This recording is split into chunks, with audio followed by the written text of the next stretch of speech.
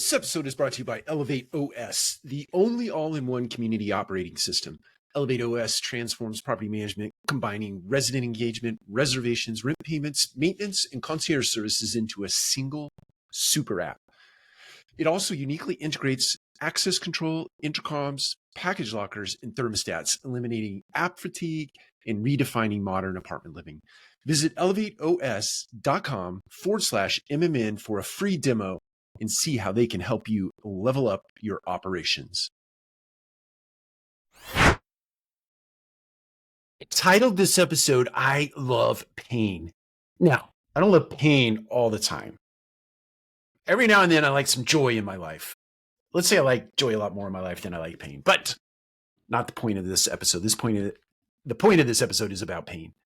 And I'm going to read something out of one of my favorite books. My favorite book is the Bible. And there's just so much deep wisdom and knowledge in this. But in this book called James, in the first chapter, in the second verse, it says, "Count it all joy, my brothers, when you meet trials of various kinds, for you know that the testing of your faith produces steadfastness." I love that verse. It's probably my favorite verse in the Bible. And the reason I love that verse is that it gives me permission to have joy toward pain, which sounds weird. But when you think about it in terms of what it does to build you and your character, how it helps to fashion who you are as a person, how it helps to create a beneficial presence in you that you can then show up with for other people, when you can become a demonstration of faith, you can become a demonstration of willingness, you become a demonstration of resourcefulness, become a person that you like to be around, then all of a sudden you start to attract others to yourself that are very much like you in what you've built because you've put wisdom like this into your mind. And when you see or experience adversity in your life, even if it's self-inflicted harm, sometimes we humans, we do dumb stuff, and that dumb stuff creates circumstances in our life that we have to deal with. I like to think that the world is a great big education, and the things that we do to create the education that comes our way is sometimes really good for us, even though it feels bad in the moment.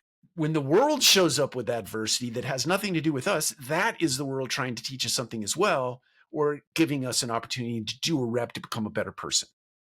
There's so much joy in the pain that you experience only if you embrace pain as the lesson that it is trying to give you, the rep that it's trying to give you in terms of building your character.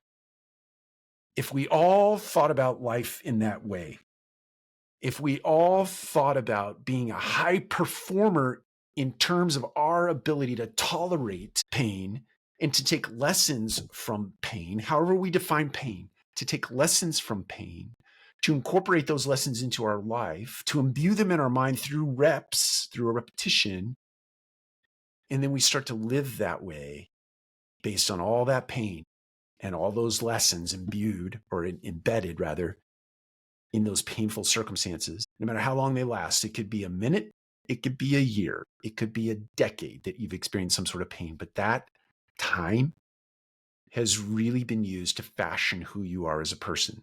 So when you see pain, when you see adversity, when you see struggle, when you see something happening to you, shift that mindset and think that it's happening for you.